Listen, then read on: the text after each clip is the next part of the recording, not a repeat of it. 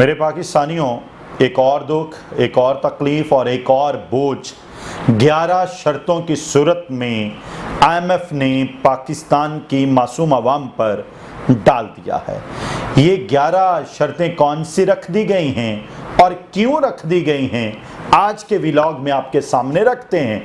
सबसे पहले IMF ने ये शर्त लगाई है कि हर 6 महीने बाद आपको गैस की कीमतें बढ़ानी पड़ेंगी, और फिर अगली शर्त ये लगाई है कि हर साल बाद आपको बिजली की कीमतें बढ़ानी पड़ेंगी। हुकूमत पाकिस्तान से IMF ने ये कह दिया हुआ है। और ये तमाम जो बोझ हैं, दुख है, तकलीफ है, वो इसलिए कि वो जो $7 अरब का IMF का प्रोग्राम है, उसकी अगली किस्त 1.2 अरब की जो किस्त आपको मिलनी है, वो आपको उस सूरत में मिलनी है जब आप इन तमाम शराइत को पूरी करेंगे। यानी गैस महंगी करनी पड़ेगी, बिजली महंगी करनी पड़ेगी। जो अगला कानून है वो ये कि पेपरा कवानीन में तब्दीली की शर्त रखी गई है, जिसके तहत सरकारी इदारों को बगैर मुकाबले के ठेके देने की सहूलत खत्म की जाएगी। अच्छा, इसका एक फायदा हो सकता है कि करप्शन खत्म हो जाए। इसका फायदा ये हो सकता है कि बगैर किसी फेवर के लोगों तक जो ठेके हैं वो पहुंचना शुरू हो जाएं। एट द सेम टाइम इसका नुकसान बहुत बड़ा हो सकता है कि ठेकेदार बहुत बड़ी तादाद में हिस्सा ना लें। अच्छा, पेपरा कवानीन में जो तब्दीली है वो पॉजिटिव साइन है, आई थिंक सो। अच्छा, जो अगली तब्दीली, अगली शर्त रखी गई है वो खुसूसी इक्तसादी जोन्स और स्पेशल टेक्नोलॉजी जोन्स को दी जाने वाली मराहत को ख़त्म करने का फैसला किया गया है। इसका मतलब ये है सरमायाकारों को पहले जैसी सहूलतें नहीं मिलेंगी, जिससे नुकसान ये हो सकता है कि बैरूनी सरमायाकारी कम हो जाए। ताहम हुकूमत का मौक़िफ़ ये है कि इससे गैर ज़रूरी सब्सिडीज़ ख़त्म होंगी और मईशत ज़्यादा हकीकत पसंदाना बुनियादों पर चलेगी।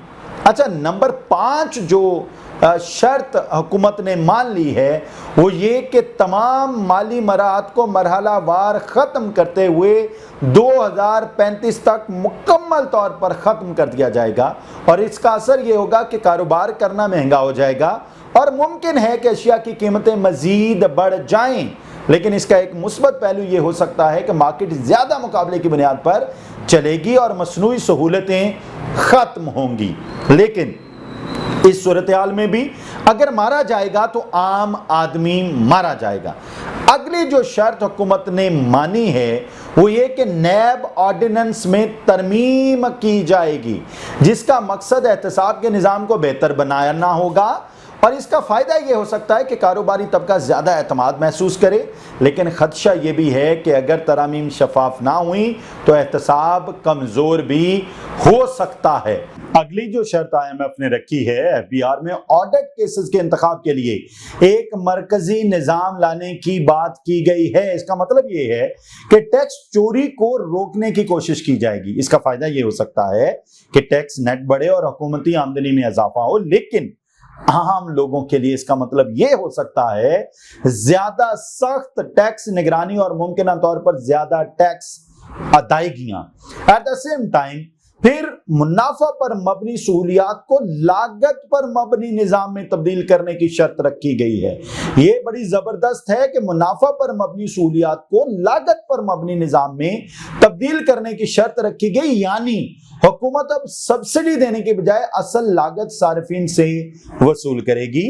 और इसका नतीजा ये होगा कि बिजली, गैस और दीगर सहूलियात मजीद महंगी हो सकती हैं। ताहम फायदा ये होगा कि मईशत ज्यादा हकीकत पसंद और पायदार हो जाएगी। और पाकिस्तान को इस वक्त सबसे अहम जिस चीज की जरूरत है वो हकीकत पसंद और पायदार मईशत की है। Eight the same time CPEC के तहत दी जाने वाली मराहत को भी 2035 तक खत्म करने का फैसला किया गया है।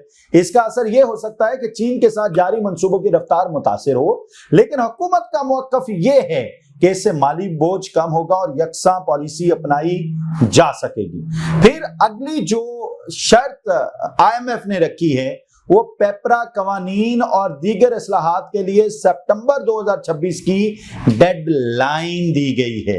اس کا مطلب یہ ہے حکومت کو بہت کم وقت میں بڑے فیصلے کرنے ہوں گے، اور اس کا فائدہ یہ ہو سکتا ہے کہ اصلاحات جلد نافذ ہو جائیں، لیکن نقصان یہ ہو سکتا ہے کہ جلد بازی میں فیصلے مکمل تیاری کے بغیر کیے جائیں، اور یہ تمام شرائط انٹرنیشنل مانیٹری فنڈ کے ایگزیکٹو بورڈ کے آئندہ اجلاس میں زیر غور آئیں گے، جہاں $7 ارب کے پروگرام کے تحت اگلی قسط کی منظوری دی جائے گی۔ اس کا مطلب یہ ہے کہ پاکستان کی معیشت کا اگلا مرحلہ اسی فیصلے پر منحصر ہے۔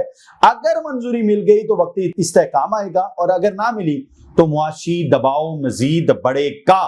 اس ساری صورتحال میں اگر کوئی بندہ سفر کرے گا، پریشان ہوگا، کسی کے گھر کا چولہا ٹھنڈا ہوگا، وہ مزدور ہے، وہ کسان ہے، وہ عام ورکر ہے، وہ عام آدمی ہے، جس کے بارے میں حکومت سوچ نہیں پا رہی، کیونکہ اس وقت معیشت بڑے دباؤ میں ہے۔ آپ اس حوالے سے کیا رائے رکھتے ہیں؟ کامنٹ باکس میں ضرور بتائیں۔